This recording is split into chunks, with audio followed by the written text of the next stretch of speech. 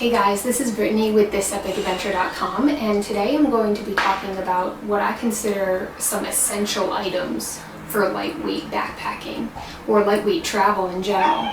These are some of my favorite items that I've found I utilize the most. So let's get right into it. First of all, I'd say that you're going to need a good lightweight backpack to carry your items in. Many of you know how much I really like this one, the Deuter 28 liter. I personally think 28 liters is a great size to go with. I know some people like to go a little bigger, but this is my personal preference. I suggest having some sort of a lightweight day pack that will get really small and can fit in your bag. I like this one personally because it's got the big compartment here. It's got a smaller compartment in the front, and then it has the two side pouches, which I'm really fond of.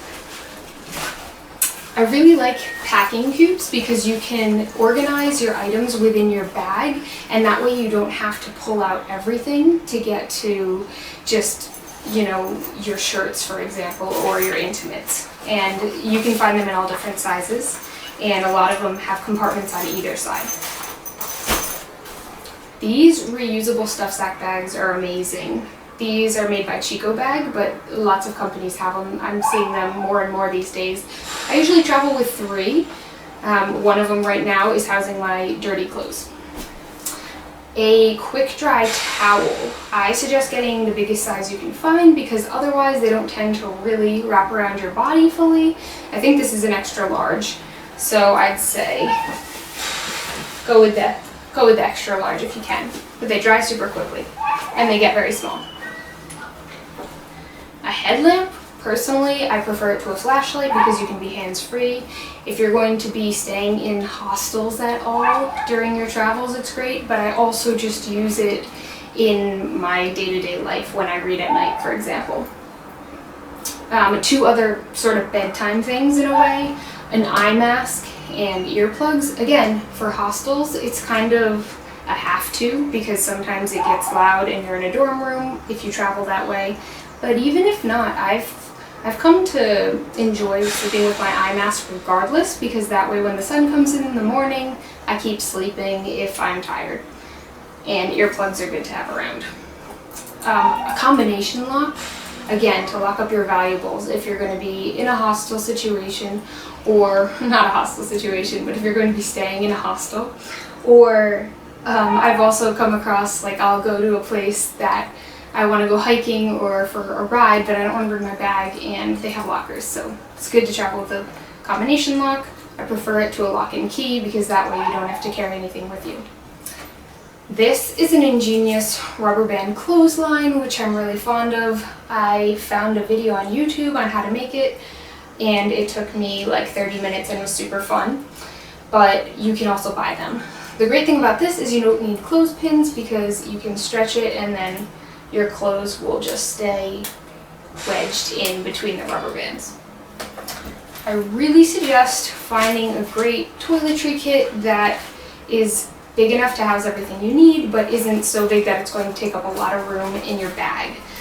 I like this one. It's the perfect size for me, and it hangs, which I find nice because then you can hang it in the bathroom and you have everything you need right there.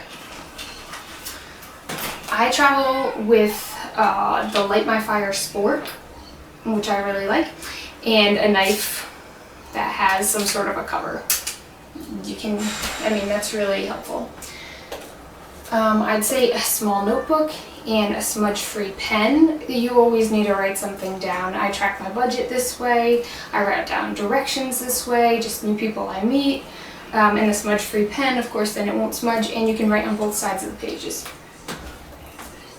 For electronics, if you have a smartphone, then you're kind of getting a 3-for-1 deal because, depends on the smartphone. This one, not exactly, but what I'm moving towards is I would love to have, say, an iPhone, because then you'd have a camera, an MP3 device so you can keep your music and listen to it, and a phone all in one.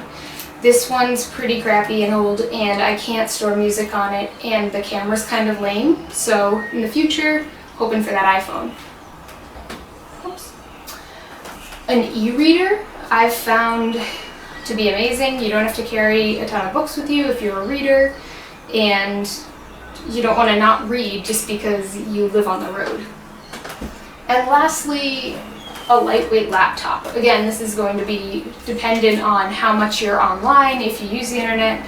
I work online, so for me it's essential, and I have tried traveling with bigger laptops, and it's heavy and cumbersome, and also the cables tend to take up more room. This one has a really small cable, so that's another thing to think about when you're choosing your electronics. I've been traveling in a lot of different situations over the last year plus. Sometimes I've been on the road, staying in hostels, staying with friends.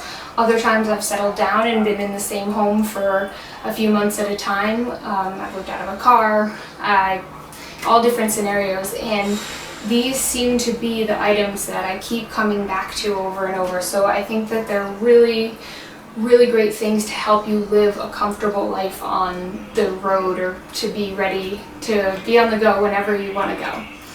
So if you've enjoyed this, let me know, subscribe, like it, and let me know any other videos that you guys would be interested in seeing. I'd love to share with you, and I'd love to hear about your travel experiences as well. So check out thisepicadventure.com, and I look forward to hearing more from you. Thanks!